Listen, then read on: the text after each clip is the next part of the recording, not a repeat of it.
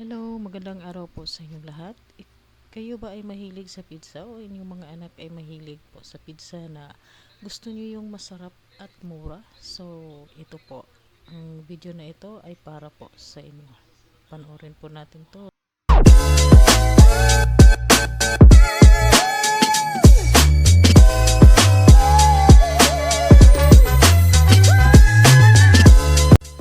So, ito na po. Uh, Mahilig kasi yung mga anak ko sa pizza. So, medyo may kamahalan naman yung pizza. So, kaya gagawa na lang tayo ng makamura tayo at madali pang gawin. So, paalala lang po, kung sino pa yung hindi nakapag-subscribe sa aking YouTube account, paki-subscribe na lang po, paki-like and share ng video ito, paki-comment down below, and then, comment nyo po yung name nyo at kung saan kayong lugar nanggaling para sa susunod na video ay ma-shoutout po kayo. And then, paki-click na din ang notification bell para ma-notify kayo sa video na susunod natin na may i-upload sa account na ito. So, umpisahan po natin sa ating ingredients. Actually, hindi ko na-videohan yung pag-prepare ko ng gagamitin nating ingredients. Ang gagamitin ko lang naman dito is yung sliced bread, yung medyo malaki, and then yung toppings niya is chicken ham, and then mozzarella cheese, and also mushrooms. And of course, a pizza sauce. So, yun lang naman ang requirement. Got him! Got him! Ano ba yan? Kasi iniisip ko yung project.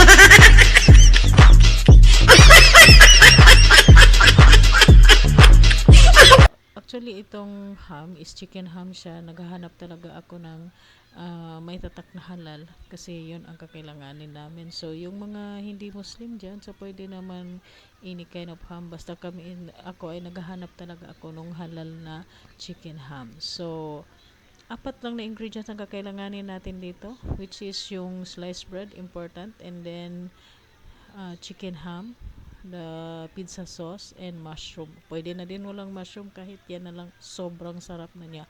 So, ito yung pizza sa kawali. So, ayan, piniprito ko muna yung chicken ham. Then, pagkatapos niyan ay ini-slice ko siya ng maliliit na square. Siguro mga yan, mga 8 na slice yung isang ganon. So, pagpasensyahan nyo na yung video na ito. So, lang ako na i-share ko sa inyo yung mga tipid tips ko ng mga merienda ng mga bata. So, yung mga anak ko kasi is mahilig sa pizza. So, alam naman natin ngayon kung gaano kamahal yung mga pizza sa labas. So, gagawa na lang tayo, didiskarte na lang tayo mga nanay. So, ganun po. So, hindi na ako gumawa ng dough dito para mas mabilis, ay ulit gagamit ako ng sliced bread. So, ginawa ko kasi ito ng madaling araw, siguro mga 3 a.m. or mga before mag 3 o'clock in the morning kasi pangbaon ng estudyante ko, and then breakfast na din ng bunso ko, and then pati na rin ako, and then merienda na din pagka 9 o'clock, and also kung aabot pa ng tanghalian na din. So, ganun. So, huwag kayong mag-alala, just in case na mga kagawa ulit ako. So, aayusin ko yung video from the start talaga. Kasi dito hindi nakuhanan yung mga ibang ginagawa ko dito. So, kapag okay na-slice na, so, i-arrange mo na lang yun, yung sliced bread doon sa kawali mo. So, tip po, wag tayong gagamit ng yung kumbaga peke na stick fan na sinasabi. Yung mga original, tulad na yan ginagamit ko, so okay na yan siya, yung ganyan. Kasi hindi talaga siya nagdidikit. So, actually may isa kasing kaming kawali dito, yun sa mama ko. Akala ko okay siya, yun pala hindi.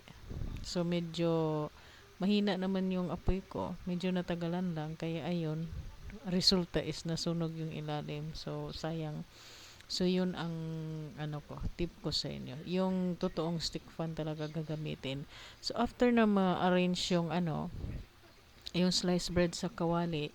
So, yung kawali, bago nyo i-arrange yung sliced bread niya, is pahiran nyo siya ng butter, yung kawali, or margarine, para hindi siya masunog. And then, yung yung apoy niya is yung very low lang talaga. And then, yun na, after na ma-arrange yung mga sliced bread, pahiran nyo na ng pizza sauce, any flavor of pizza sauce kung anong gusto nyong lasa. Italian or sweet na na ano na ang tawag dito, flavor. So, kayo nang bahala. Sa akin is, since mahilig yung mga anak ko ng matatamis. So, ayan na siya, yung na-arrange ko. Sample ko lang yan nung yung unang ginawa ko. So, bali apat na sliced bread. Yun na muna inuna ko. So, yung pangalawa, so yun na yan siya. Ito. So, ito yung hindi magandang kawali. Nabighani ako sa kawali na yan. Yun pala ay hindi siya original na stick fan. So, wag kayong gagamit ng mga ganyan na kapag magluluto kayo ng pizza sa kawali. So, yan ang ginagawa ko. I-arrange mo yon, and then pahiran ng ng pizza sauce.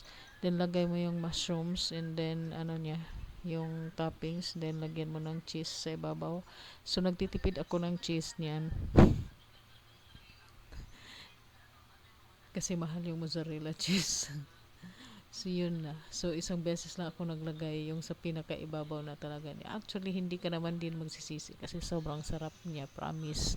So, ito yung tips ko sa inyo. Kung gusto ng mga junakis nyo na, kumain ng Pizza Hut, so, gawa na lang tayo. Kung may mga sliced bread tayo, actually yung sliced bread, madaming pwedeng gawing recipe na merienda ng mga bata. So, katulad niyan, so ayun, inuubo yung anak ko. So, actually, napakadali lang gagawin. So, abang-abang po kayo sa susunod kong mga video. Kasi kapag hindi na ako medyo busy, as of now busy kasi may inaasikaso pa akong importante. Kapag okay na, so sunod-sunod na yung pagpo-post ko ng mga video, mga tipid tips na mga video, lalong-lalo na sa ulam for breakfast, pangbaon ng mga junakis na pupunta ng school, or kahit yung mga nagtatrabaho na kailangang magbaon. So, abangan nyo lang po. Yun, mga mami. So, ulit, kung sino yung hindi pa nakapag-subscribe sa aking YouTube account, paki-subscribe na lang po. Paki-like and share. And comment down below your kung saan kayo nanggaling, para sa susunod na makapag-upload ako ng video ay ma-shoutout ko kayo. So again, maraming salamat po sa inyong lahat sa mga walang sawang panonood ng aking video.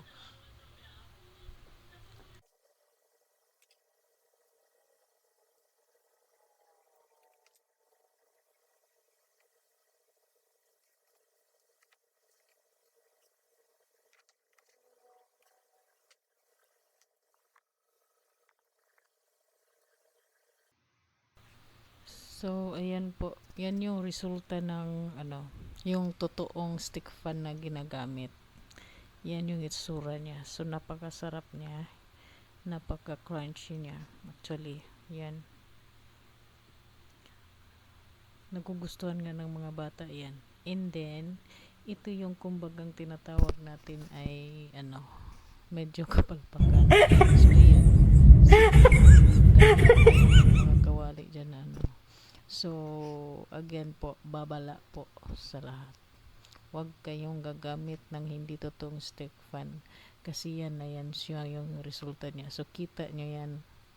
Silipin nyo yung ilalim niyan. Ang ganda ng sa ibabaw niyan. Pero yung sa ilalim niyan ay alam nyo na. So, ayun. Kita nyo yon. So, yun na yun siya. Kaya, babala po sa lahat. Totoong stick fan ang gagamitin nyo. Kung wala, ay yung yung kawali na ano, yung parang silver yung kulay. So yun, mas maganda pa yun. Tsaka mahinang mahina lang talaga yung apoy.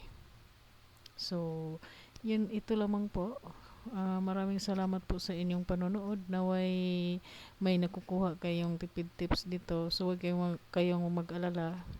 Sa susunod bibideo ulit ako ng ganito.